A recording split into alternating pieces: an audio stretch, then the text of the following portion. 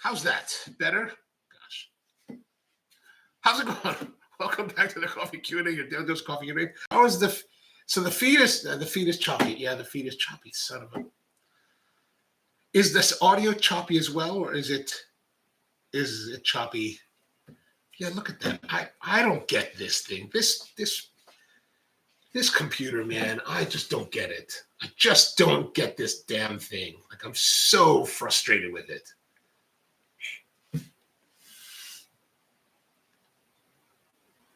And this is the only thing this laptop, I have on this laptop, it's a 2015 MacBook Pro Retina, right?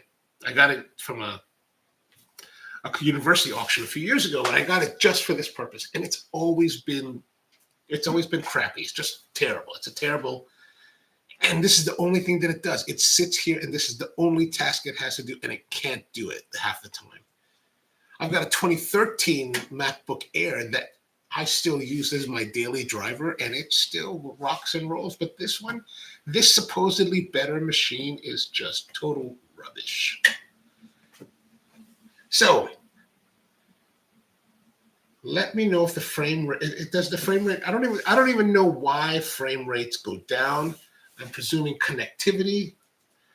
Let's see, what is our speed test here?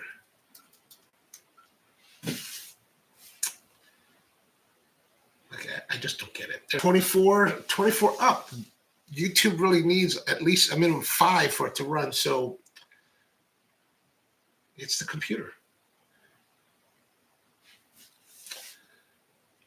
Well, okay, my apologies for the low frame rate. I have no idea what the deal is with this.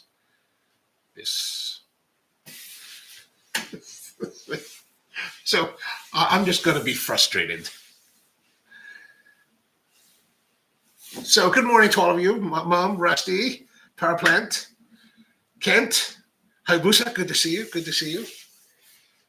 So it's so strange to call you Hayabusa now after Busa for so long. Like it's like Busa was so like easier to just less syllables, right? You know, Busa rather than Hayabusa, right? Which I'm presuming you must have one, right? Okay, so we're going to do espresso. We're going to talk about espresso since today's Friday. George is with us. What's going on, George? Yeah, video. Sorry, can't. That's terrible. It's terrible. Peter, how are you? So let's talk about espresso here while I'm trying to recover from my irritation of this computer feed. So here again was our espresso machine set up. La Valentina, and I've got some coffee in the hopper. And what's there to say about it? If we talk about espresso machines, we know that Anton's got the really nice new one. I have to see more about that, but it's only available in Germany right now, I think. So this one is very simple, 110 volts, 120 volts, not too complicated. I kind of like. When I first got in the business, you kind of like all the high-tech stuff. And this, when I started, was fairly high. Well, it was as high-tech as it got back in 2002, right? But one of the nice things about having these kind of more basic machine, meaning that these are just old school, a lot more analog controls rather than all digital controls and computer software, is that they just run solid and they're just solid and stable. And so it's been a very dependable machine, right? So we've got this, the design for this group head is 90 years old. No. What am I saying? That's crazy. It's not 19. It's not. We're not in 2050. It's 1961. So this is 40, 70 years old, and this is still a viable group head design that a lot of manufacturers still use today. And because it's got just a lot of great features, heavy duty brass construction, all solid brass and everything milled out. So you've got great heat retention and, just a really nice way to go. And then the internals of this La Valentina are very simple. A boiler, pass-through system, everything's in copper. All the fittings are brass and copper. So there's really, in many respects, not too much that can go wrong. Now, I've had a couple issues over the years. All right, okay, so good. Okay, very good, very good. Oh, nice. The bike. Excellent. So, good morning to you, Naomi. And what else did I say? So it's like I said, it's very simple. And what I found over the years, like with my La Marzocco Lineas, is that the Lineas, of course, are the older school version of La Marzocco's. Like La Marzocco now has very nice espresso machines that are very high tech and have all kinds of controllability and all kinds of stuff. But really, for day-to-day performance, like I don't know I like the idea of being able to pound on your espresso machines and just not have to worry about them failing. Like never have I've had the Linea, so we've had the Linea, the Linea's heating coil once failed, had to replace that. So if that happens, then you're there's no way around that. But for the most part, the machine just runs. And these old school stuff where they could have especially in the old Lineas, we would have machines that were running nonstop, and there would be leaks, there would be issues with them, and you're listening, but they just don't fail. They just don't give up until they have a major catastrophic event like the heating element, which is a pain in the butt to pull out, but you can do it. So we always had a heating element in a box somewhere ready to go. But that only happened once in 20 years, 15 years. And so that's why I'm always kind of an advocate. I've got this one espresso machine that my friend of mine gave to me he lent to me to do a video about. It's the Europa Cola from La Pavone, is that right? The Europa Cola, the little tiny one that has the handle. And he was like, yeah, he gave me the parts kit for it, and he's like, you can use it to make, rebuild it and make a video out of it. And I was like, okay. So I took it to the shop and I put it on the bar and I used it, sporadically just to play with it because I wanted to get a feel for it and I wanted to see where are the issues that we need to address. And over the course of a month of it sitting there constantly on and pulling shots on it, either sometimes for customers, but a lot of times just to play around with it, there was nothing wrong with the machine. The machine may have been however old it was, 10 years or whatever, because he bought it used. But I was like, man, I'm also not of the mindset that I want to, tear apart a perfectly good machine, one that I've never worked on before, and one that has no issues, that's working solidly. I have a personal ethical problem with that to make content, right? I'm like, the content isn't worth it enough just to tear apart the machine for no reason. It has to be for a reason, right? I just don't like that. I'm really of the, if it ain't broke, don't fix it kind of thing, right? So, all right, so let's have a look at our espresso. So, we've been through this quite a few times, so we don't have to necessarily go through all the components, but this is what I really like about these type of machines. Now, so the last time I used this machine was when we made espresso the last time. So, as always, there's going to be some amount of coffee in here in the collar. So we're going to just not even blow through it. We're just going to use it. We're going to utilize it. But one thing we're going to do is, since I know that sometimes we need to pay attention to we want to look at our weights, right? So let's look at our weights. I noticed that since we're running on low, it's broadcasting at a low frame rate, I'm going to try to be rather slow in movement so that it doesn't look too bad, right? So here we are, we zeroed it out. Let's go bring it over. I'm just going to grind through it and include the coffee just so we don't waste the coffee. It's always a shame just to throw the coffee out. I think sometimes in the professional world, because we have the mindset of being mission critical, and we're all working with, and plus we've also got a good amount of coffee backing us up. it's no big, you don't, as a barista, you don't think too much about just tossing this. But here we go. We've got this mound. It's probably a little bit low for what I like to dose, but we're just going to see what happens. And a little bit of bouldering here, a little boulder there. And I'm just going to come around. Just put it in the sky.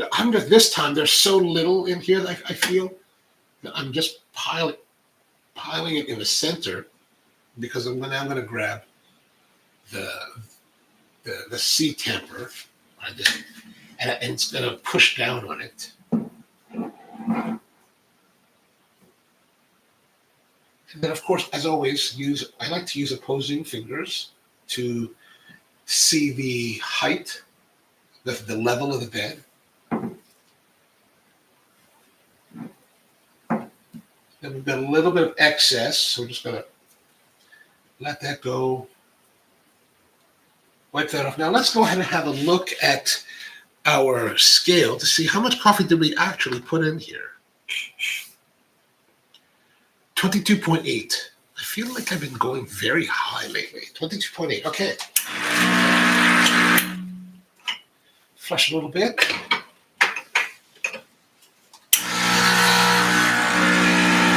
Now, one thing is that you have a lot of time to put your cup underneath.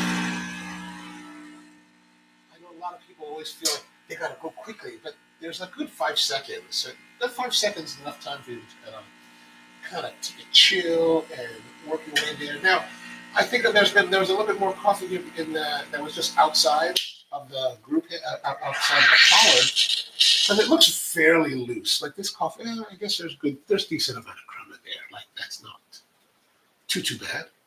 Right? Let's have a closer look over here.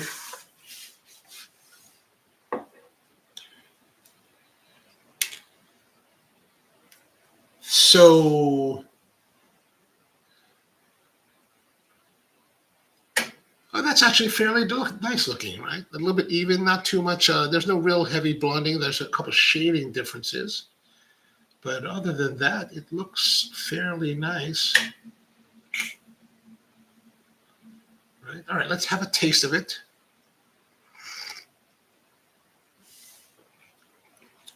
Oh, very bright. Very bright. A little bit sharp.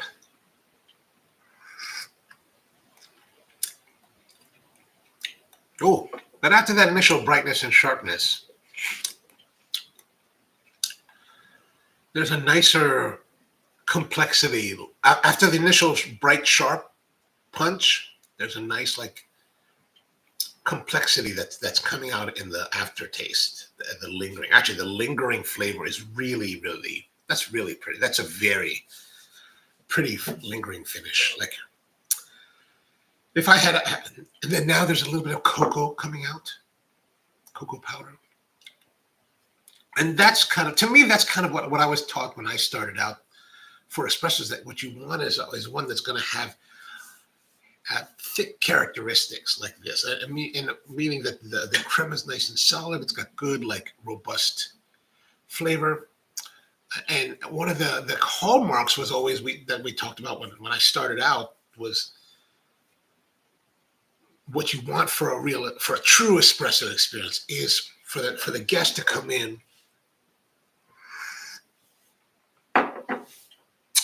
drink their espresso, and then as they left your shop and went about the rest of their morning, that character of flavor would linger on their palate for a little while. Now, we always talked about, they always said it should be there for 45 minutes, but I don't know if people really ever had that experience. 45 minutes, at least for the few minutes after you leave the shop, if you have that nice palate accompaniment of this beautiful coffee, I think it's very pleasurable. And this is actually surprisingly with the initial burst of sharpness and brightness. I was expecting the aftertaste to fall off, but actually it's lingering very, very, very beautifully actually right now. Peter says, I pulled apart an espresso pod coffee today, and it only 5 grams. And how much did they charge for that? My dad has that. My dad has that in the Keurig, the K-cup stuff.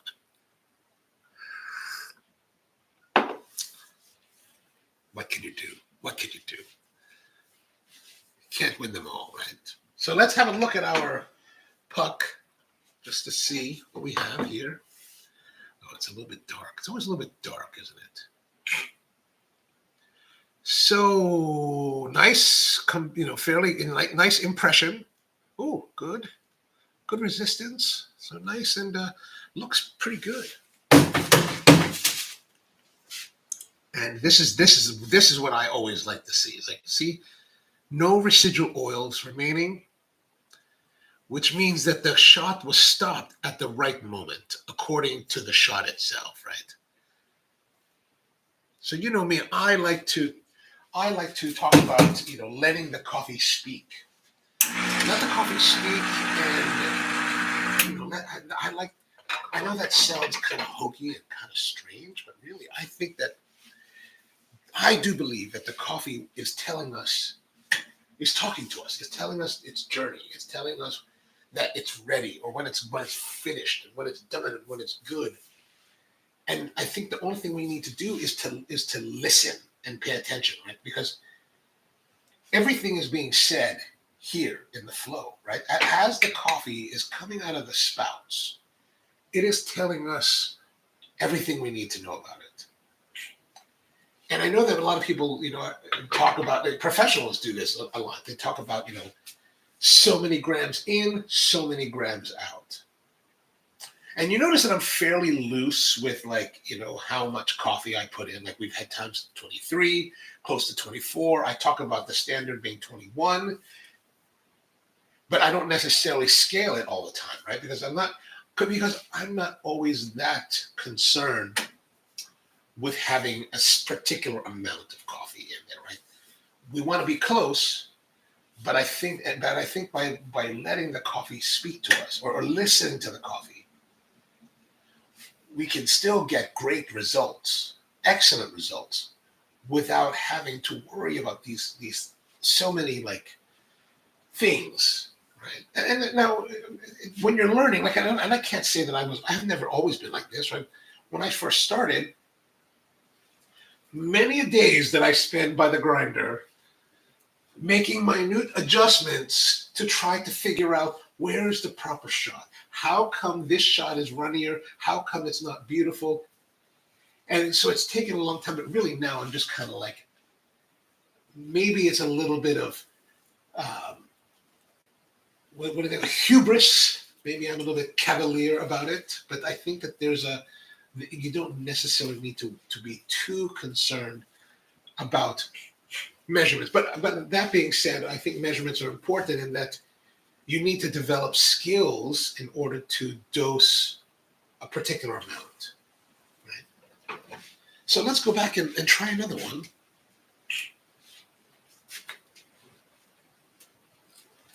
So again, wipe out your portafilter, make sure it's nice and clean and dry.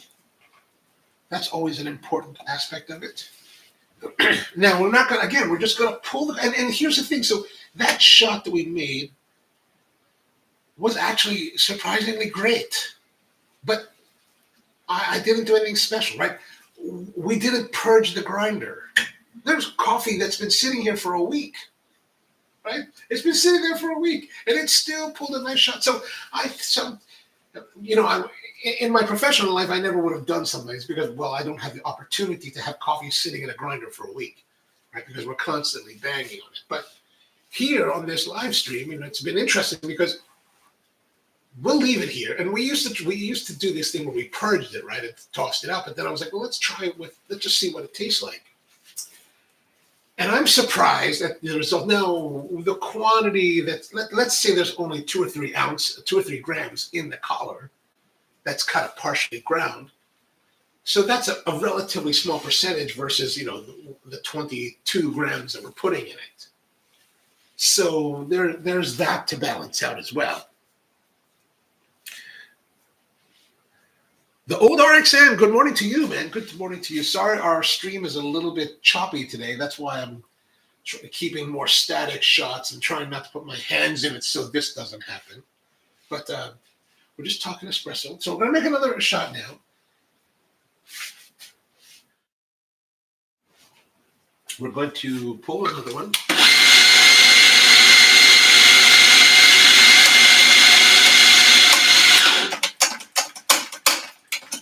A little bit more.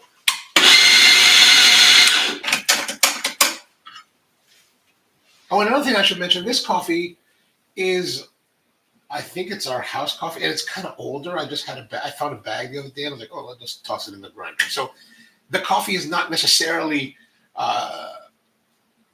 young, right? So again, I like to, at least on the live stream here, we work with a lot of different, we're using less than ideal things, right? Like we always think about coffee in terms of like, oh, we want the freshest coffee that has to be within so many dates of roasting. But here we'll just use whatever is around because there's always so much coffee lying around. Like for example, last night on my live stream, I made a coffee from my friend Mari Portillo from a bag that she gave me a year ago at the SCA show.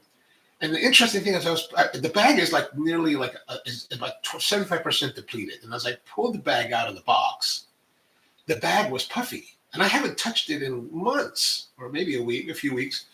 And there's still some kind of CO2 gassing happening in this coffee because it puffed up. And I was like, what is going on with this thing? And so I think that a lot of the thoughts that we have, or the theories we have regarding coffee, they're really not sacrosanct. We don't really. They can still be explored, right? So we've got our coffee here. And as you can see, it's a little bit lower on this side versus this side. It's almost spilling over here. So we're just going to sweep it around a little bit. And I just like to sweep it around. As you can see here, the mound is bigger. So I've dosed more coffee in this one than the last one. Now I feel like this is a little bit too much. So I'm going to get rid of just a little bit. Now, how much am I getting rid of? It's just an arbitrary feel. I'm just feeling it. And you could do that too. You could use your feeling and intuition regardless of how much experience you have, because you know what? If you use your feeling and intuition and you make it and it turns out terrible, well, you know that maybe that was a little bit off. And so next time you can go back and maybe not remove as much, or or vice versa, right? Oh, maybe it worked out. You're like, oh, great. Okay, I did a good job. So now your confidence can be bolstered and you don't have to like second guess yourself so much, right? So that's all been done. So I'm going to move it back around and center it up. Maybe that's a little bit too low. Who knows? Again, back with the Peter. What did you call this temper? That you remember the name that I couldn't remember the other day? C something, right? C note. C. I want to say C note, and I know that's not correct. Okay, so there we go. Let's clean it up. Wash our glue again.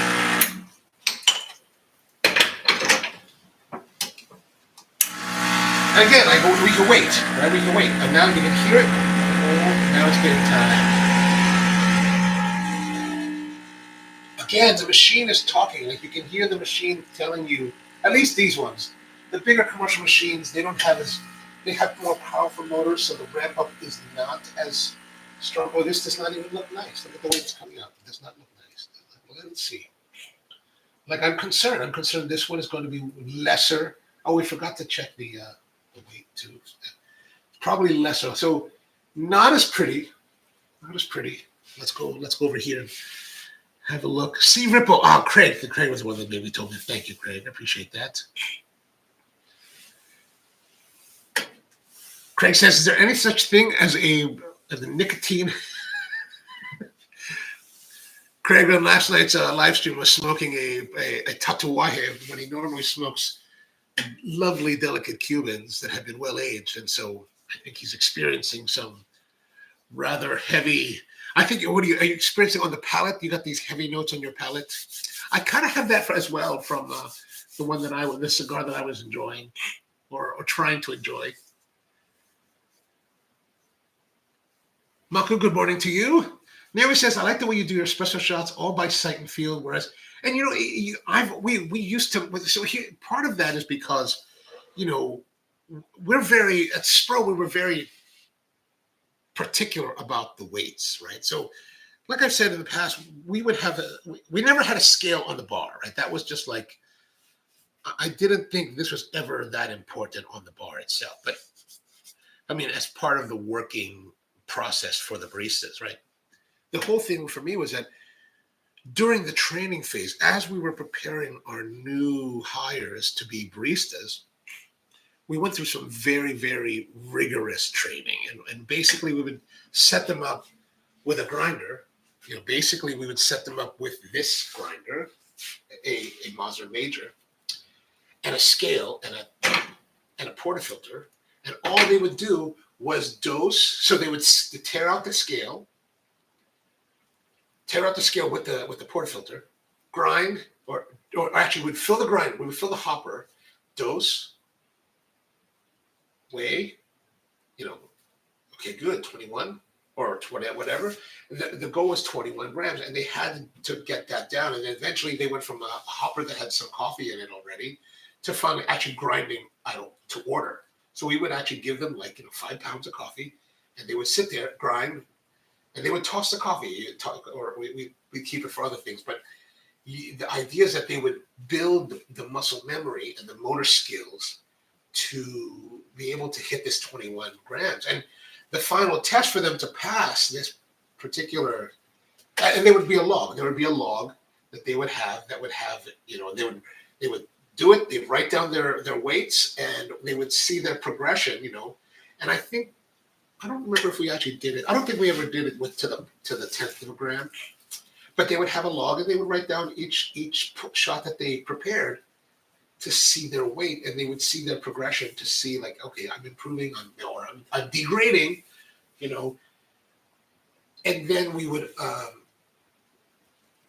But their final test would be a battery of 10, right? They would have to sit there, grind, dose, temp, clean it off, weigh it, and it had to be 21. Couldn't be over, couldn't be under.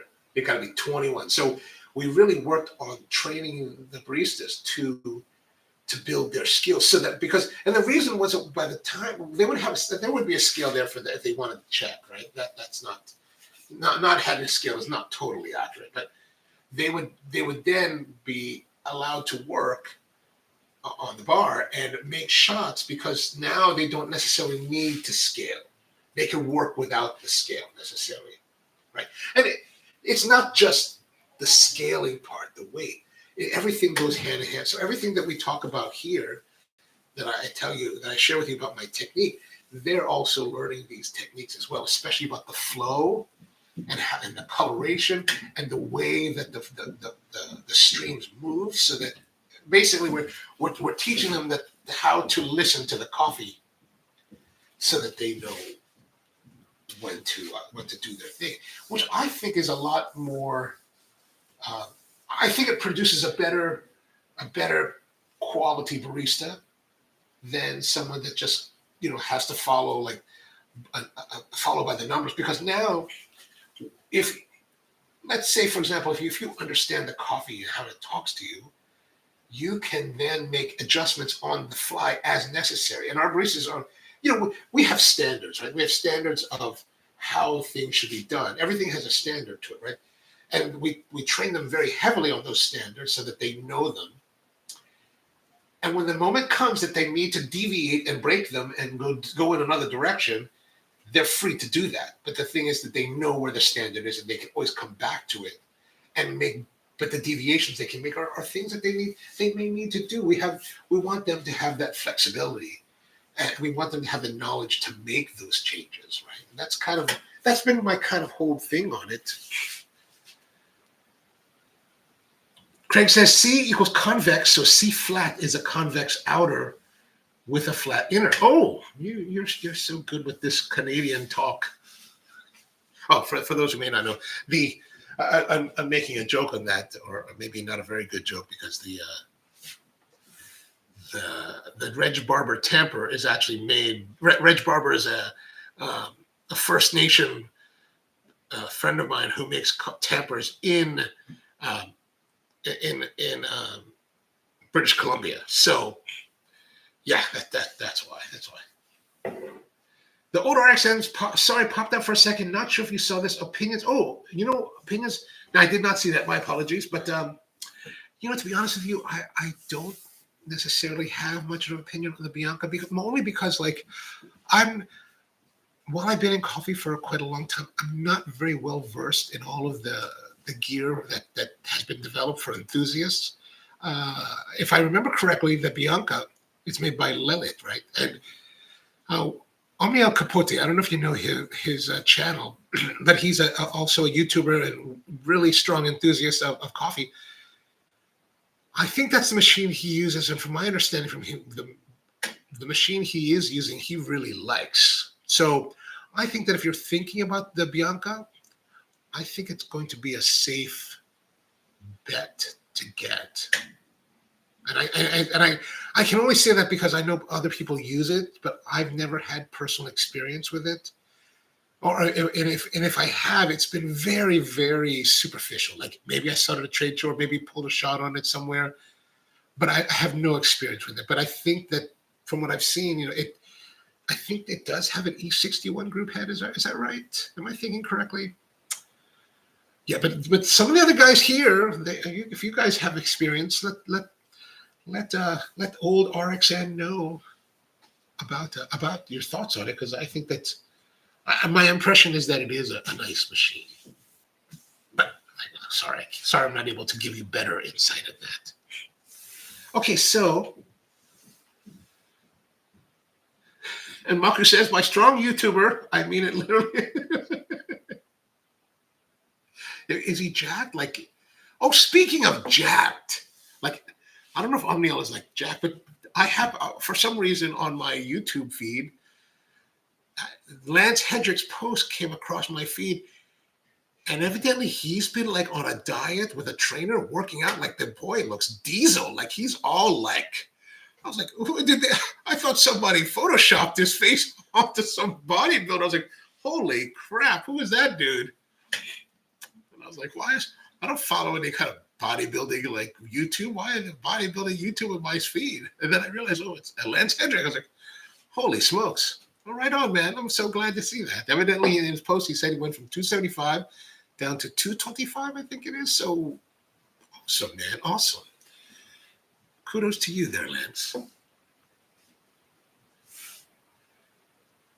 Oh, Naomi says, Bianca is an E61, and Omniel does love his machine with flow. Oh, that's right. He has the flow control. I forgot that. Yeah, okay, so I just couldn't remember exactly if he had that one, and I didn't want to say that. I know that he liked it, but I just don't want to give the wrong information, especially for someone's purchasing. Like if it was a terrible machine, I was like, yeah, he loves it. And then you buy, you're like, well, that machine sucked. Okay, so let's look at our shot. It's been sitting here for the few minutes that I've been babbling. So way longer than we would want anyone to wait for their shot. Like, when we have coffee at the shops, it's like once you make the espresso, you feel like it's dying. Like it's dying. You got to drink it right away. Drink it quickly. But, even though it's been sitting here, like, yes, the crema is starting to dissipate, but, considering how much time has passed, that's pretty good. I would think that's pretty. All right, let's have a taste. There's that sharpness again. I think there's whatever. I don't remember what coffee I put in there now, but whatever coffee that is, there's a sharp sense of like, a sharpness on the front, and then it just kind of mellows out to that cocoa powder. Maybe it's the same one we tried before, but it's got nice cocoa powder. Still nice lingering finish. If I had this at a shop, I'd be a little bit I'd be a little bit concerned the first sip, because that sharpness and that little bit of brightness, and then after that, it's like, oh. But I think the body was better in this one.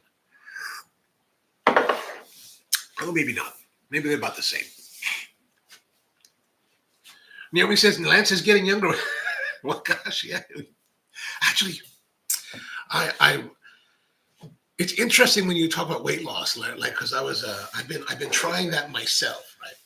And I released a video last night on my alternate channel. I've got an alternate channel called Ono Tech, where I've been doing like woodworking tool videos, and I finally made a video about this table that I built.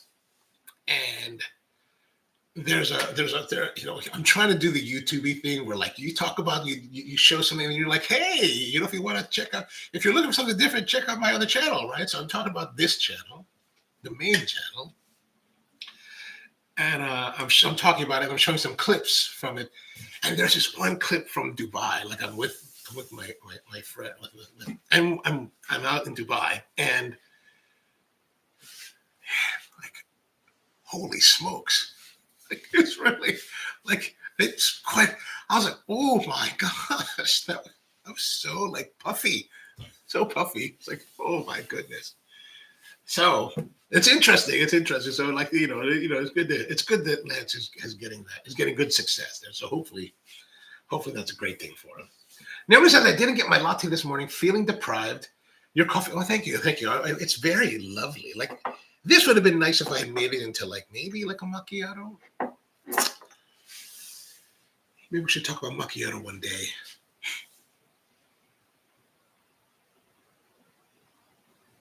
Okay. Our older accent says the E61 double boiler from Lilith. Yes. It retailed for $3,000, but apparently there's a 20% sale this year, which is tempting. Yeah, if you can, if that's within your budget, man, you should totally go for it. Okay.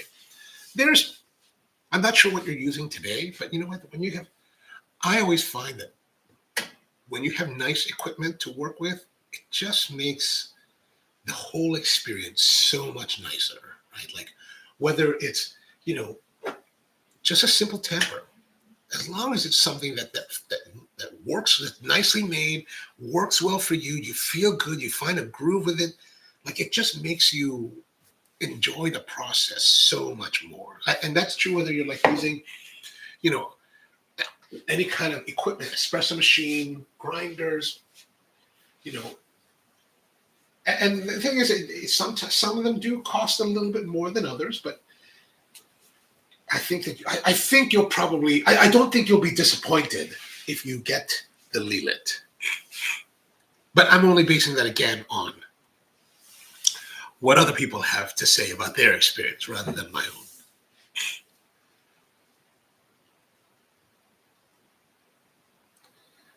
Marcus says that Lance used to do bodybuilding in the past, apparently. Really? Oh, interesting. I didn't know that. I don't know much about the guy, but, other than he's a YouTuber, so. All right, so let's have a look at our puck. We didn't look at our puck yet.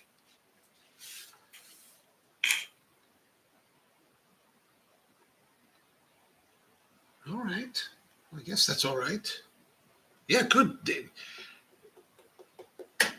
We still have good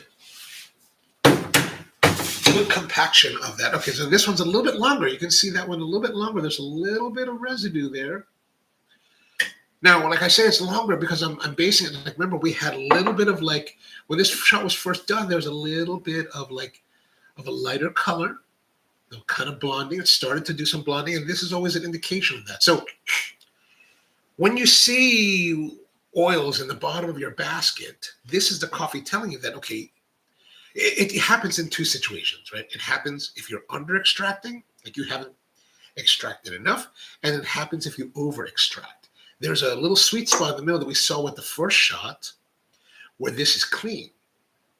So there's a point where, and I don't know the physics of it or why it happens, but there's a point with the coffee that it's extracting, and it reaches a point of like what I call perfect extraction, where you've pulled out everything you need from it, everything that it wants to give you, and nothing, and you haven't gotten to the point where it's starting to give you stuff that are going to make it negative, right? This is where it's beginning. This is the negative slide, right? On both sides. So that's why I say, this is why I talk about like watching the stream, letting the coffee talk to you, because the coffee is telling you so many things about itself that if you're just too occupied with parameters, you may miss that. Now, here's where you tie it in, is that what I like to do is that what I want to do is that our standard at Spro has been 21 grams. And as you see, I'm not really following that because I'm just kind of like going like, very helter-skelter with this espresso making.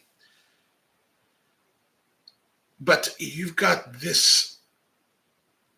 This is happening, and so what the idea is that let's say you have the idea of a standard, right? Your standard. Let's say let's go back to what everybody talks about: 18 grams in, 36 grams out. That's a really popular espresso standard for a lot of coffee professionals, especially those who are competing and working in behind a bar.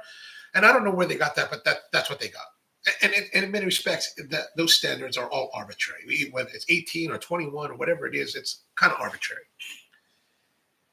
But if that's your standard, then what you want to do is you want to work your whole espresso making so that all of this comes together within that standard. So, for example, I talk about at Spro with my baristas, 21 grams is our dose. We want to have a 1.5 to 2 ounce shot of coffee, total volume, within 25 to 29 seconds. For us, that's the ideal window for the coffee. But this still applies. All of this here still applies. We just need to find a way to sculpt the process so that all of these coincide with being within those parameters, right? So 21 grams, 1.5 to 2 ounces, 25 to 29 seconds. We want to have that volume, and we want all that to occur. Like when we start to see the stream fluctuate, and the coffee's telling us to stop, we want that to happen. We want that to happen within that 25 to 29 second window. We want that to happen with the 1.5 to 2 ounces of volume. And so that's where, to me, this is where the true art of barista or art of making coffee comes together, because you have to find a way to corral all of those parameters together to make, and on top of that, you're trying to make, oh, look at that. Looks like there's a little, like, doesn't that look like a dog or something to you? That's a dog or a lion or some kind of animal. Wow. I don't think I've ever seen that before. Maybe an aardvark. Huh. That's very interesting. So that's kind of my espresso theories. Old RXN says, I usually don't get the short end of the stick, but reading over the Reddit subreddit, seeing people's machines leaking gets me a bit worried. Okay. The old RXN says, I have heard from many that it's a great machine when everything works, though. Repair is inevitable for a lot of things in life. Just sort of feel things. So, I mean, it's true. There's always going to be something. Even like La Marzocco's will break. Although I have to say, in 20 years, and I certainly have not been pounding on this machine for over 20. I bought this machine in 2002, I think, 2002, 2003, maybe 2003. So 22 years, this machine has been with me. But it's gone through many, I would say years where I didn't use it at all, where it just kind of sat here, plugged into the wall and turned off. But it's been a very solid performer. And I only turn it on when I'm using it. So maybe an hour before I use it. But the one issue that I did have where I had to tear it apart, and I didn't have to tear it apart. I really should have understood the machine more. This particular machine has a vibratory pump, whereas big commercial machines have rotary pumps. The rotary pumps can be self-priming. Well, once you bleed out the machine and bleed out the pump, you have to prime that pump again. So I didn't understand that. So I took it apart. I was like, oh, what's wrong with this machine? It got airlocked. And I even bought a new pump. I put it in, still no problem. So I called the guy. I was like, hey, man, what's with this pump? He's like, oh, you got to prime it. I was like, oh, my gosh, really? I just spent all this money on a pump I didn't have to buy? So, but yeah, I think all machines will have issues. I mean, and a lot of it depends. Like I bought this. What is it? Can you see that here? I bought this Ode Gen 2 grinder, right? And I think it's kind of expensive, but I actually got a discount on it when I bought it. But the point is that this thing on one of our live streams just died. Like in the middle of it, the live stream died. In the middle of grinding, it just what happened? And early on, like within a month of buying it. And so things are going to happen. You never really know. Now, the nice thing about the fellow is that I called up fellow and they were like, when I got to the right wrap, he was like, "Yeah, I'll send you a new one." I said, "Oh, really? You want the old one back?" "No, I don't want the old one back. Keep it." It's like, "Oh, all right." And I tried to do a live stream where we tried to fix it or see what's wrong with it, but I'm not an electronics guy. Craig is much more of a better electronics guy than me, and he got it to run. So, how's that grinder running there, Craig? Still running strong? Well, Robbie, how are you, man? Good to see you. Welcome to the show. PowerPlant says that to RXN, you may want to consider a German machine. Do they still do? I mean, other than the one that Anton has, is there a German machine? I mean, I don't know. I don't know. Noah says I have the old Profitec. I have a Profitec Pro 600 since 2019 and haven't had any issues. Solid. I'll tell you, the newer 600 is the same, except the steam isn't as strong. It's also under a different name. Okay. The Profitec Ride. Okay. And you can add flow control to it if you desire to play around. And then Noah's asking if the Profitec Go now. Okay. I mean, that's the brand name is now called Go. Is that correct? PowerPlant says Lilith did a lot to get their machines in the hands of influencers. So does that mean they're not good? Oh, and ECM and Profitec are both German. Okay. See, I'm not very well versed in machines, sadly. I'm actually not even very well versed in commercial machines. Like, I've mainly been a Marzocco stalwart. It's like Marzocco, give me Marzocco or give me debt has been my kind of approach to it. Now, I would make the exception for a Case van der Westen. Case has always been like, when are you going to buy one of my machines? I'm like, well, I have an extra $25,000 to spend. But I went to visit Case a few years ago when I was flying through Belgium, through Brussels. And I was like, and usually when I fly through Europe, I usually take a couple days, put a stop in. So I was in Belgium and I was like, Belgium's a kind of a small country. And I was like, well, I'm in Brussels, so let me go I flew into Brussels. I was like, and I got a hotel reservation. And I figured, let me get a hotel close to Brussels. Oh no, I think I wanted to get one. I was going to do one night close to Bruges because I wanted to check out Bruges. So I made a hotel reservation, drove to Bruges. It's like maybe an hour or two. Then I looked up my hotel and I was like, oh my gosh, the hotel. The Bruges is on the western coast of Belgium, like where LA would be in America. My hotel was on the other side of the country, like where I am here in Maryland. And I was like, oh my gosh, what was I thinking? I didn't even pay attention. For some reason, I didn't notice it. Luckily, Belgium is small enough that you can drive across the entire country like in 3 hours. Like within 3 hours, you can get there. So I drove back across the country, went to my hotel, which is right on the border with the Netherlands in a town called Apt, I think it is. Lovely hotel. And since it was now on the border with Netherlands, so I was like, I want to go. And I looked up where Case is. I was like, Case is only like an hour away. So I drove over there the next morning. I was like, hey man, what's going on? And he gave me a tour of his factory, and we hung out, went and get coffee, and got some lunch. It was a good time. But if you really want to splurge, I think that the Case van der Westen is like you put one of those in your house, and even professionals would be like, "Holy God, that's amazing!" What? I mean, but wildly. I mean, worth the money, but wildly expensive. Just like wow. Paige says, "I can't afford most fancy espresso machines, so I don't get too involved in." That's all right. That's all. You know what? You don't need fancy, right? Like. This is, I would not say that this is fancy machine. Now, I mean, it is, actually, I think the price of this machine is relatively the same as the price I paid for it 20 years ago. So it's a good value now. And it's very, I mean, what are the things you really, really need in espresso making is you need a machine that's going to deliver water at the right temperature and at the right pressure. That's really kind of it. Like that's the whole game of espresso there. Right temperature water, right temperature pressure, you control, you're pressing the button, so you know how much volume you're putting in. So that's not, you don't necessarily need a machine to calculate that. And, we talk a lot about like, temperature fluctuations and things like that, but I don't know if that's terribly, the more geeky you get into something, the more it becomes important. But I think overall,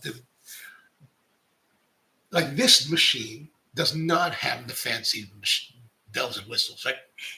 Compared to our commercial La Marzocco machines that have like PID controllers and all this stuff in it, special like whatever we install to like make it better. Like this has none of that. This is just bone stock, very simple heat exchange machine with a old school vacuum type of temperature controller that you screw set, and you sometimes may put a skates device on it to see what the temperature is, but you have no idea what the temperature is. But I don't know if you ever really, and once you set it up, I don't know if you ever really need to worry about it, right? Because all you need is hot water at the right pressure. And as long as your machine can do that, and now, and then you get a little bit more, like you want to make sure that you have enough basket size, and the portafilter is comfortable to use, and it locks in well. I mean, like maybe some of those really, really cheap machines can deliver water and pressure, but you don't really, like that they're not pleasurable to enjoy, to use, right?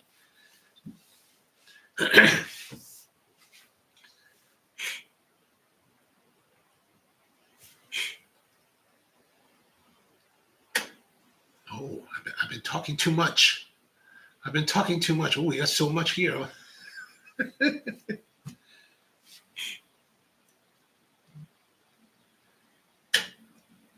Robbie says that Profitec is ECM's hipster. I like that one. Got to stick to my handy dandy Breville Barista Pro. I think that the Brevilles, like I've used a few of them. I've used the Oracle, and I was at my friend's house a few weeks ago. She has the maybe she has the Breville Barista. Like it's not the Oracle she has, but because I'm the coffee guy. They were like, "Hey, you're the coffee guy. You make us coffee." And I was like, "All right, fine." So I got out her. She uses it on a regular, but I was like busting it out and like, let's make some latte art with it. The only thing that I think that the Breville, I think that's the Barista Pro. The thing about for me the Breville is nice and pulls nice shots. You can work it to pull nice shots. Where I think it's deficient, where I would like to have more oomph, is the steam pressure. Like I want it to like give me more. I want this to give me more steam. Right? So don't take my thoughts on this with a bit of salt, because I'm used to like big commercial machines that have maximum power of like steam pressure, right? But so I find, and I can't imagine. I can only imagine how difficult it is if you're an enthusiast working with these machines, trying to learn how to texture milk and latte art with. Sorry to say this, but the anemic levels of steam pressure that these machines are giving out. Like I'm really like I've got this steam pitcher, and I'm trying to do all kinds of contortions to get the nozzle to like push the steam and roll the milk. And so I was like, I need to get a smaller pitcher. Get the smaller pitcher, and you're trying to do it. You're like, oh my gosh, this is. Now I'm able to do it, but only because I understand latte art steaming at a very, very different level, right? Like I've been doing it for so long, I can try to figure out how to make it work. How much milk, like foamy milk, to discard to like pour something decent. But if you're learning, wow, I can see how enthusiasts will have a difficult time learning steaming of the milk, because it's just so much harder to get that roll happening. And part of the key to steaming milk, really with nice texture, is to get the milk rolling inside your pitcher, right? Like you want it to roll. Is that right? How do I have it roll? This way. You want it to roll. I like it to roll this way, right? So that, it's always being reincorporated. And you want it to roll not just counterclockwise, but also kind of like orbital, right? You want it to be orbital in the pitcher. And that way, the steam, the milk that you're stretching, the foam that you're creating that's stretching, is also being driven back through the milk and looped around and hydrated and kept the texture, and that keeps the texture really nice. OwnRxN says, I was considering the DE1 Pro from Decent, but it seems like there's a lot of tech that could be difficult to maintain or lose support over. Yeah, and I think to me that's always one of the concerns with high-tech machines is that, especially software-controlled machines, where are you going to be in a few years? Like, for example, this phone. This phone is will be obsolete in a couple of years, right? I bought this last year. This is the 15. And it's like, oh, and that's why I've never bought like the Apple phones, the Apple watches, Like, what would I do? Like, I have a watch from like 1987. It still works. All my watches work years after. Like, I'm not interested in spending $800 on a watch and then like I got to replace it in 2 years, or even I don't want to replace it in even 5 years. So that's one thing to consider with these software-laden or software-driven espresso machines is like, could they make it a subscription model? And now I got to pay a subscription to pull a shot or understand my shots, whatever it is. So I've kind of always favored these more mechanical machines for that reason, right? Well, that's just a tertiary reason, not really a big consideration. Arson says Leyland was acquired by Breville, which should secure parts availability and make it a safe. Oh, yes, definitely. Breville has been very good about that. Naomi says, I would love a rotary pump, and if I bought a machine, it would still be Profitec, but I definitely don't need one right now. I have the 600 and Bambino Plus. Oh, you have two already. So, but I think that's the thing. Is like, one thing that I try to discourage in myself, and even for other people, it's like, that we always have this feel that we need to have the latest and greatest. And sometimes the latest and greatest are really great. Right? There definitely are advances. Like when I went from my 2004 GMC S10 type pickup, and I went to the 2014 Toyota Tacoma because the transmission was finally giving out on this GMC. Like, I got Bluetooth in the Toyota. And Bluetooth is a feature I only had in like rental cars. So when I got the Toyota, I was like, this is awesome. Like, I'm totally like styling now, right? So, but I don't know if but it's 2025 and I'm in no interest of replacing it, right? So I'm a little bit stalwarty like that. But I think that, if you have a machine that works, that makes great shots for you, that you know how to operate, that you can get great results from, I think the need to change, to quote unquote upgrade, is minimal, right? This is a conversation I had with Hoon once, quite a while ago now, when not too long after we first met. And I was like, what's with all the gear, man?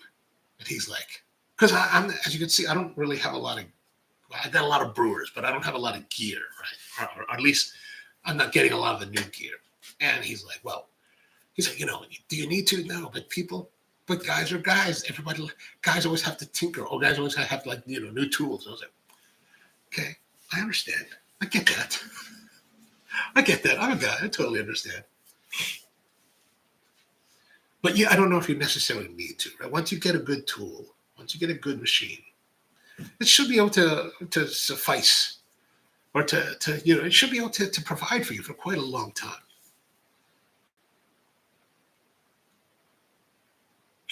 Craig says, sorry, I was away making an espresso. Oh, nice. Ode is doing well. I just ordered a new set of burrs for it because I wasn't impressed with the stock burrs. Which ones did you get for them? And what is it that doesn't impress you about the burrs? I'm curious. I tend to be, especially for home stuff, like I tend to be very Yeah, it works. Like, I don't know if I'm old and pragmatic about, or just like, jaded. Jaded is not pragmatic, but more jaded.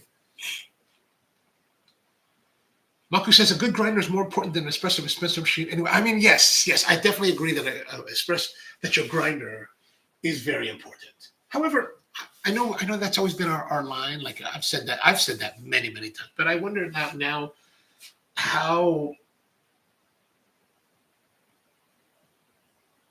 true that is. Like I think that if you I think there's a point when once you reach a grinder of a certain level, I think you're pretty set. Like this Mazda Major Mini, this Mazda Major Auto. Like I really feel no compelling need to buy anything else. Like this is way more than I could ever need for the home. And it's an excellent choice for the professional world. Like, but of course now modern grinders have a lot more electronics. They're a lot less manual, right? Like now you've got the nice Malkonig E65 and E80s where you just cut it and that E80, if you want that 19 grams or 20 grams, it's just like, you're like, oh my. And even I'm like, oh my God, that is pretty awesome. Like when we install that at client's place, I'm like, nice. $3,500 of like grinding goodness. You're like, worth the money. But of course, in a commercial situation, it's a lot of money to spend, but you're also like getting performance and grind quality, which, is an important thing. Plus you're in a situation there where that machine is making you money. That machine is paying itself off, right? Well, if we compare that to the X54 from Malkonig, which is in that line, but the home version, which in many respects is very, very nice because we put that in customers' places where as their decaf grinder because decaf not so busy. But the nice thing about that grinder is that it does have the latitude to go from grinding espresso fineness to coarseness for pour overs. So you have a good latitude. The only thing that the real downside about that grinder is the diminutive size is really good. I like that. I like things that don't take up too much space. But the downside is the length of time. So, for example, if we have an E80 or E80 grinder, you put the thing in, 19 grams, boom, it's like 3 seconds or less. You're like, oh my gosh, amazing. And that dose is by weight, whereas the X54 is a dose by time. And let's say to get the same 19 grams, it takes you like 11 seconds. So it takes a while. Like, not a big deal if you're at home making 1 or 2 drinks a day. But in a commercial environment, if that was your primary grinder, you'd be like, oh my gosh, this is killing me. This is killing me. It's killing me. It's terrible.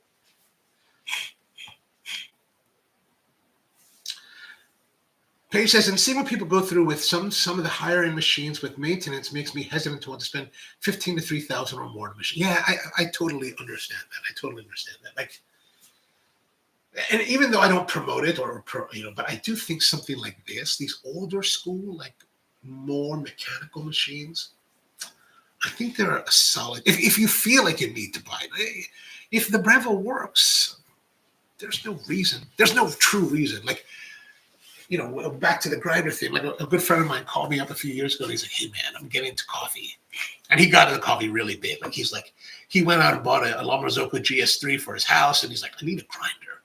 What do you think about the Chiado?" And Chiado's a Spanish grinder, big commercial. Like it's like solid. I said it's a good grinder. Like he said, do you think it'll be good? I was like, well, I think it'll be great, but it's kind of overkill. I mean, it is a commercial machine. And I was like, well, I said, if you buy that, I don't think you'll ever need to buy another grinder for the rest of your life. Like this is your end of life grinder, right? And he's like, okay, I'll buy it.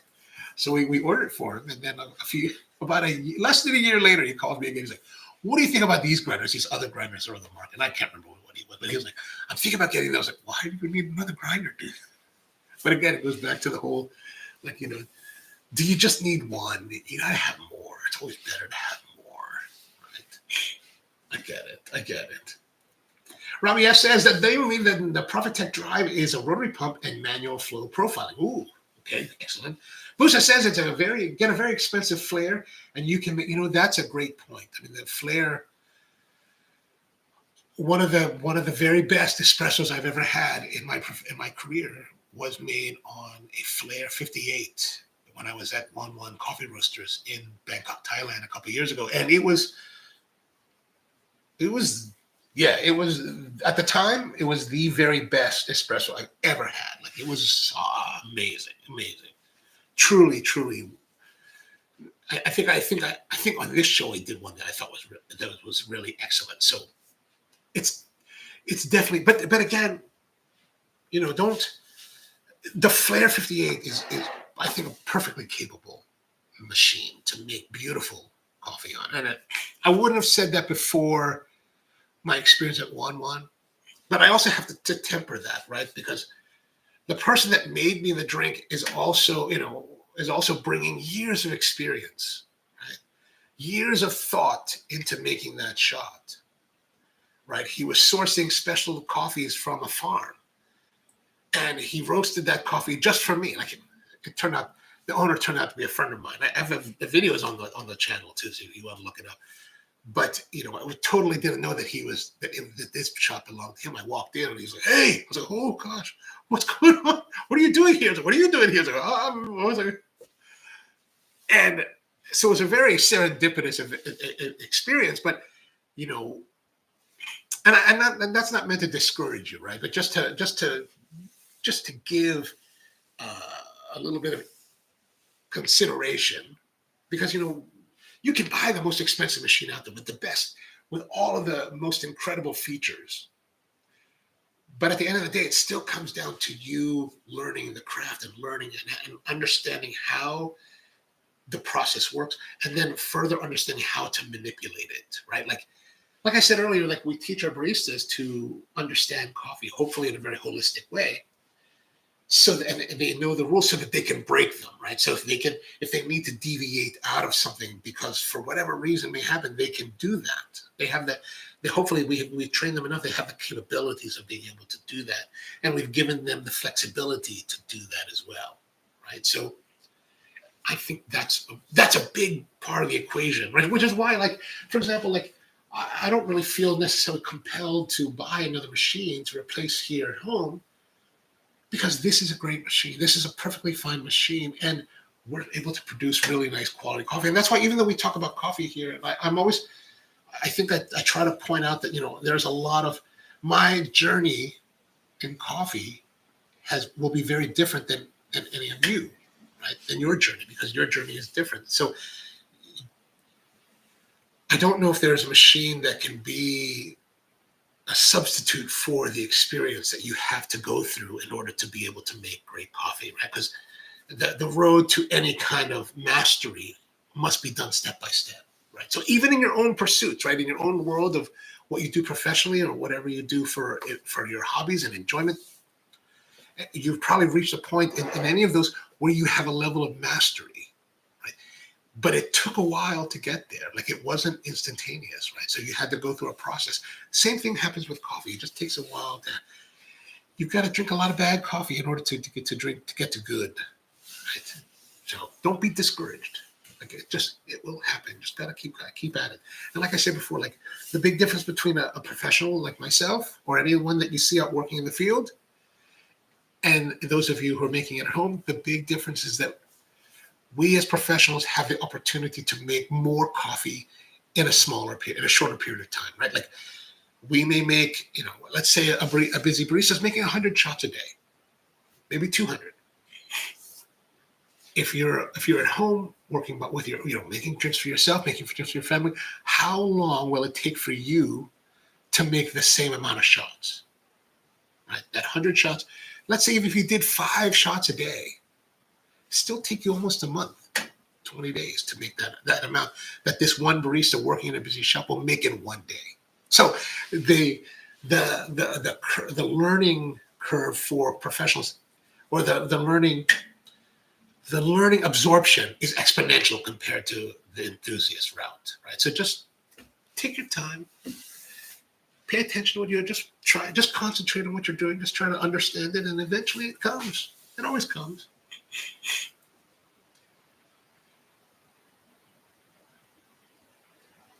Old RXN says definitely spend more on a grinder than your machine. I don't know if I've ever done that, because my machines the professional machines tend to cost way more than the grinder itself. Right?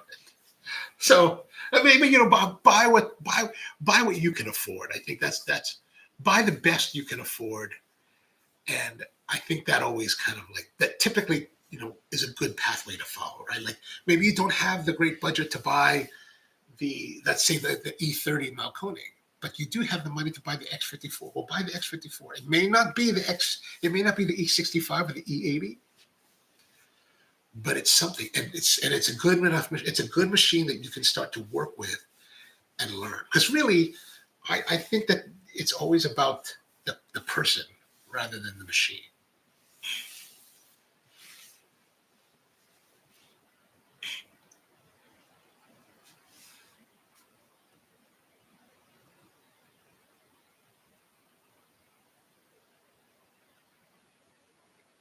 Oh, I'm falling behind. Okay, where are we? Now I've lost. I've already lost. Oh, I've been talking too much. Is what is going on here.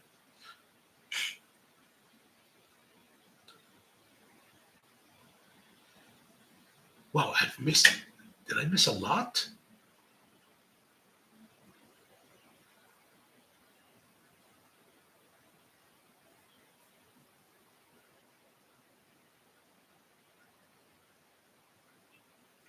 I don't know if I've been following that closely, but I think I feel like there's just like a whole ton of comments that have just jumped on my feed in the last couple of moments.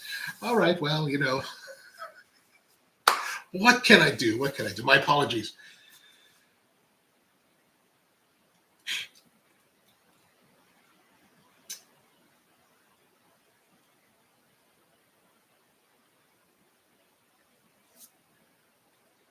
Yeah, I'm with Power Plant about chilling out and like getting getting it in. I mean, don't get too stressed out over the gear. Like there's always YouTube, and this is part of the reason why I don't do too much about gear here. Like partially because no one's going to send me any equipment, right? Like I wrote to this company. I wrote to Vivor about doing a tool video, right? I said, hey, I noticed that, I said, there's nobody making a video about this particular sander they make. And I was like, well, would you be interested? I wanted to do it head to head with this other tools.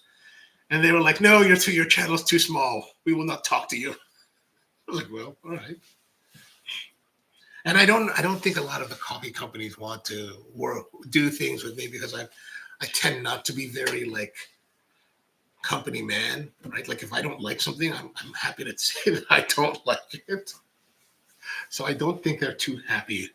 They're not too happy. I'm not the right YouTuber for that, right?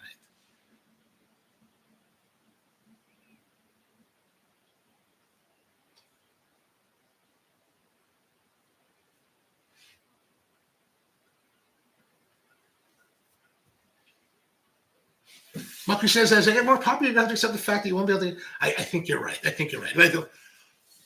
I'm already having great difficulty trying to keep up with the comments left on the videos. Like it's like, how can I keep up with these comments? It's like very difficult. Like I get it. I mean, I see a lot of YouTubers, even some that I'm friends with, right, that have like a lot of followers. Like a buddy of mine that I know on YouTube is a guy named Tom Buck, who's he's in the more YouTube production, like audio sphere, and him and Curtis Judd. And I know, and they do fairly good at keeping up with their comments. Though, like if I leave a comment on one of their videos, they usually say something back. But you can see they get like I mean, someone like James, like I can't imagine he would ever look at people's comments. So it's like, but it's nice. It's nice to see that. It is nice. Don't get me wrong. I'm very, very honored that you guys all spend time with me and listen to my like ridiculous rants about coffee. Craig says professionals have to make lots of coffee quickly. Home users have to make a little amount of coffee slowly.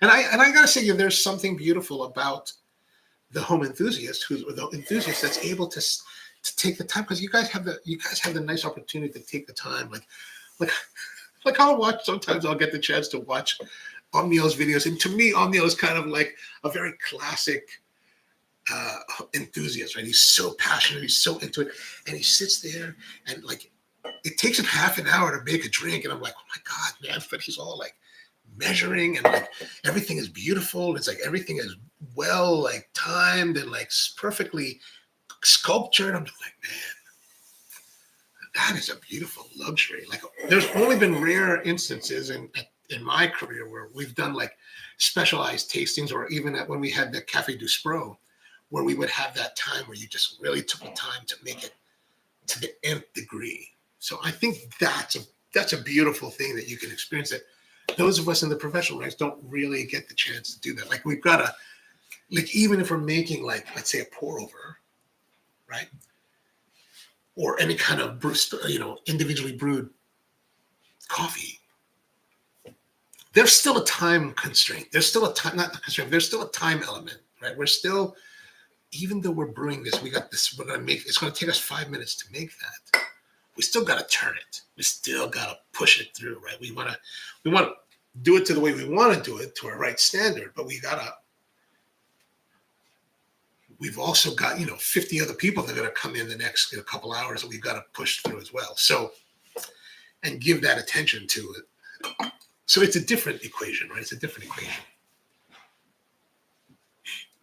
Peter says, "Why would you can afford? I guess I'm going to drink instant coffee." Perfect. It's perfect. As long as you enjoy it. Just add a little bit of sugar. Be fine. Power Plant says, "Professionals can end up making the same mistake 100 times." No doubt. That's why at Spro, we spent a lot of time working with our baristas before we ever put them onto the floor. Like, it would take a barista in training no less than 2 weeks of intense training. And the trainings that I would do with them were very intense. Like, and I know they're intense because I'm pretty difficult at times. So I would only schedule their training, and like they would ask, "Why is it only 2 hours?" Because I don't think you want to do more than 2 hours. Like, it's gonna be pretty intense for those 2 hours. And no one ever asked for more training. Like, no one ever asked for me to increase the training time.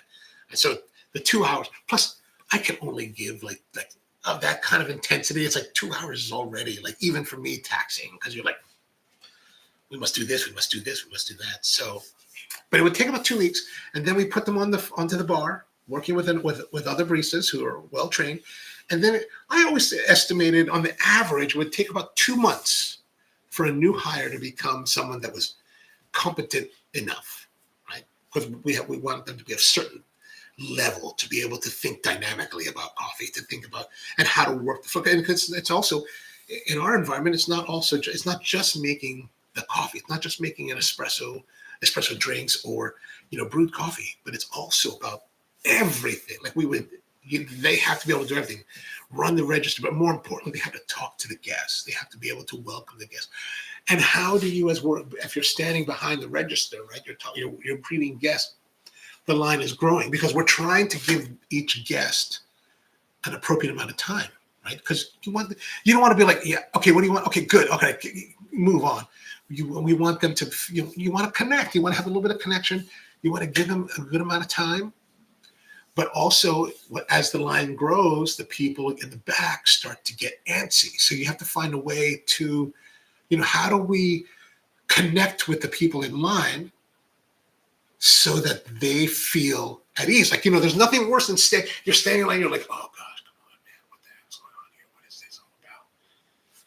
But if I'm the one that's talking to the guest, and I have a lull in our conversation for that moment, maybe I'm looking at something or taking the order, but if I can see you in the back of the line or further down the line, I can see you and give you a little reaction to let you know that I see you're there. I know you're there, and I'm going to work to get to you as soon as we possibly can. And I think that is an important aspect of hospitality, that we have to be able to recognize our guests, because otherwise nobody wants to be unrecognized. Nobody wants to be ignored. Everybody, everybody feels important. Everybody wants to be recognized as important. And that's, to me, that's part of the whole, part of the whole battle of hospitality, is that we have to recognize everyone and welcome them. I had a conversation online on my Spro account where, there was a company that we were using for stickers, and they were big, they were a big fan of the current president. And, there's a lot of things that I have issues with as far as humanity to go with that. And I said, that I made a post on our Instagram, said, we're no longer buying from this company because they just don't share our values. And this one guy was very upset about that. And he was like, if I came into your shop, you would kick me out. And I was like, no, we would never kick you out. We would kick you out if you came in and you acted like a jerk off, and you were belligerent to other people, or belligerent to staff, or did things that, would acted in a way that conducted yourself in a manner that would be inappropriate in public. But I said to him, no, dude. And he wanted, was trying to, I continued with the thread with him because I wanted to make sure that the point was driven home that no, you were always going to be welcome, regardless of your beliefs. You're welcome here. We'll even protect you. But if you act a certain way and are offensive to other people, then yeah, maybe we will kick you out. Maybe I will kick you out. But I said to him, no, dude, I would welcome you myself and let you have a seat and give you coffee, because that's what we do. Right? So, yeah, I don't know how we got to that point, but Daniel, how's it going, man? Good to see you. How's everything going? Oh yeah, because we want to, we want people to know that they're welcome and that they're there, right? And so that's all part of the barista's sphere. So it takes a while to train that and to get that. And the thing is that I can't, and that the idea of connection with people, empathy for other people, that is something that I can't train. I can train anyone to make coffee. Like coffee, making the technical aspects of making beautiful coffee is very simple, very, very simple. I can take anyone and teach them that from any experience level. As long as they're willing to learn. But what I can't teach people is empathy. I can't teach them to be humane. We can help encourage that, but if you don't have the disposition of caring for others originally, I found that over experience and time that's a losing battle for our method of doing things. If there's not that idea of service, I can't change that. I can't. That's to the core of someone now. I can't. That's the part I have been unsuccessful in changing that. Yeah, very, very unsuccessful at times. Yeah, Daniel. Sorry, the stream is jumpy today. The computer is not being cooperative, which is I'm trying not to move too much so that it doesn't look too bad. He says, I've had Starbucks employee go down the line and write down our orders and payments so we could sit down. See, that's a great touch. And I gotta say, as much as we like to malign Starbucks in the specialty coffee world, in many cases, I've had very nice experiences at Starbucks. Like there was a Starbucks that they closed not too far from where I live, where I would go to hang out. Like I would go there and get a big 32-ounce iced tea because I don't like their coffee, but so the iced tea was perfectly fine. But when I wanted to go hide out in a coffee shop and do work, I would go to this Starbucks because they were very friendly. They didn't know who I was or what I did for a living, so I was just kind of free to sit down and enjoy myself as a regular guest. Which sometimes, if you're in a coffee sphere, that's kind of difficult, right? Because if you're, especially here in Baltimore, Spro was one of the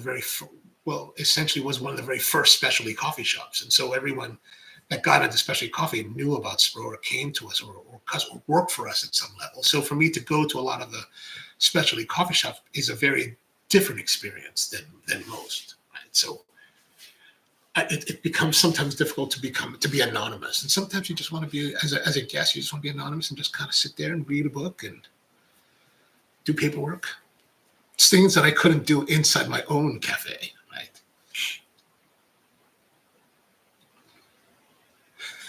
Peter says, I'm lagging so badly. I'm watching yesterday's stream. That Aussie wit, I tell you, the Aussie wit. Craig says, if I worked in a cafe, then I would make soup Nazi. I mean, I can't say that I haven't done. I mean, I've gone through a long journey, trying to understand how to work with people, how to approach people.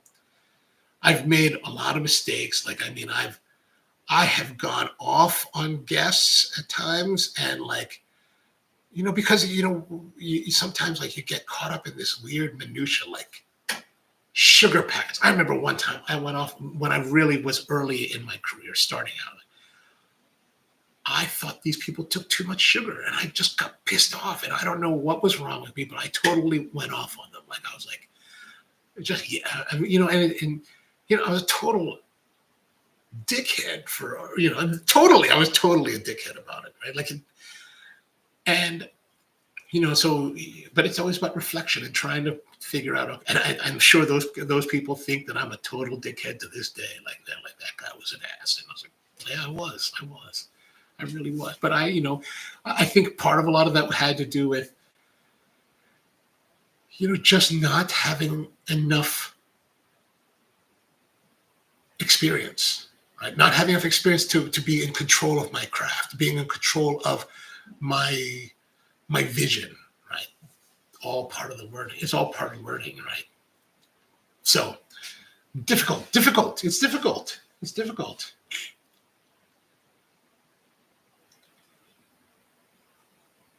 Yeah, we're trying to powerful. Sorry. Yeah, this laptop is I think it's really a laptop issue, because it's running from the switcher from the cameras. It runs clean and smooth, but then into the computer is translating it into broadcast to YouTube, and somewhere along that way, it's just, and it happens sporadically. I don't really understand it. Like, this computer, I'm blaming the computer. I don't know if it really is, but like, sometimes it's out of my control. All right, well, it's Good Friday, so don't eat meat if you're Catholic. Do Christians that are non-Catholic, do they follow these kind of things of like fasting and abstinence? Or can you guys eat whatever you want? Like in Catholicism, we're supposed to like only eat, no meat, right? No meat. So no chicken, no fish, no, not fish. No chicken, no pork, no beef. So no cheesesteaks today. So now I got to go figure out, like, what am I going to eat? Maybe I'll go get some, like, there's a seafood market not too far away where you can buy like scallops or like any kind of seafood, and then they'll cook it for you for like $1. They're like, you give them a pound of food, you'd say, let me have a pound of that. Let me have a pound of the U10 scallops. Can you fry them? They're like, yeah, of course. Excellent, good. I'll fry them up for me. So maybe I'll go there. But yeah, it's Easter Sunday on Sunday, so happy Easter to you. Hope you have a wonderful weekend. It's going to be hopefully pretty wherever you are in the world. I know it's Friday night. So for those of you who are out in the world where it's a little bit evening, like I think Peter is a little bit further into the evening than the rest of you, but it's Friday night. So Friday night's a big party time. Like I used to go, like Friday nights, I remember I was telling my mom not too long ago, Friday nights, at 11 o'clock, we would just be starting to get rolling. Like 9 o'clock, I'd meet my friends downtown at a place called Louis Bookstore Cafe. We would hang out there. My friends are smoking cigarettes. We're drinking tea. We're having like cheesecake, and we're just kind of chilling, reading books, feeling like we're all cool and dressed nicely. And then at 11, 12 o'clock, we'd head over to the club, the after hours club, and it'd be like, clubbing all till like 5 a.m. And then you smell like, you go home and you're like, smelling like, stale cigarette smoke, and you're just kind of like, everybody's had a great time. Such good times. I can only wish that everybody had the club experience that I had. But anyway, I will review Power Plant to the comments. I'm sorry that I did miss them. I do apologize to all of you for that. Daniel says, no joke, once I see someone put in 13 plus. I'm a guy that used to put 6 packets of sugar in a 16-ounce hazelnut coffee with this much room for cream. So I shouldn't be upset by that kind of thing. And here's the thing that later, as we got to opening Spro, and I had really figured out what I wanted to do and how I wanted to present service, you can have as much damn sugar as you want. I didn't care. Like, if you wanted the sugar, have as much as you want. You want to pour half of our jar of sugar into your cup, go right ahead. Right? If it makes you happy, I'm fine with it. Like, I've done my job. I've delivered to you beautiful coffee, or coffee that I think is beautiful, that I hope you'll enjoy. And if you want to enjoy it with cream and sugar as much as you want, well, you know what? More power to you. But we also did the condiment. We did away with the condiment bar, as people know it, right? And mainly because I hate the condiment. I hate it. Like, I hate it with a blinding passion. Like, I really just get angry with it. Mainly because, like, it's just messy. It just looks so messy. It's just so, there's just no thought really about you, just not thinking it through. Like, it always gets dirty. So we never put out the cream. And okay, so while we would give you as much as you wanted, we did kind of discourage it so that we always kept the cream in the refrigerator, right? So if you wanted cream, we would happily give it to you. But we would ask you, do you want cream? And like, oh yeah, well, let me give you the cream. So, and then we also had this idea we wanted to pour it for you. We pour it, if you wanted to fill it halfway, we'll pour that for you. But really the idea was that we would give you the cream, we'd put the cream and sugar for you and stir it so that everything's, because really the idea, and some people had a hard time with that because they want control, but I was like, really, I just want you to be able to come. And the only thing we want you to be concerned about is drinking and enjoying the coffee, right? The idea that you have to do your own preparation just doesn't seem correct. Like, it just doesn't seem the way that we want you to have your coffee. We want to be able to give you the coffee and you drink it and you get to enjoy it without any other thinking. So, all right, that's enough now. Faye says, my boyfriend was raised Catholic, but not sure he follows any of those. Yeah, I got that grilled into me, right? So if I know that it's Friday, that I'm just kind of like, now I'm stuck. So what are we going to do? Life is too short to restrict your facilities, really. No doubt. But you know what? What if religion's real? And not to say that I'm trying to push that, but just say, what if it's real? Then does it really... Is not having meat, like if me not having a cheesesteak today, is that really a true inconvenience in the overall scheme of things? Presuming that we will live for eternity in the afterlife, if there is an afterlife, like, not bad. I guess it's okay. It's like one little meal of like inconvenience, 2 meals of inconvenience, not too bad. I can still go get malai kofta at the Indian restaurant, so I do like that. All right. So thanks for tuning in.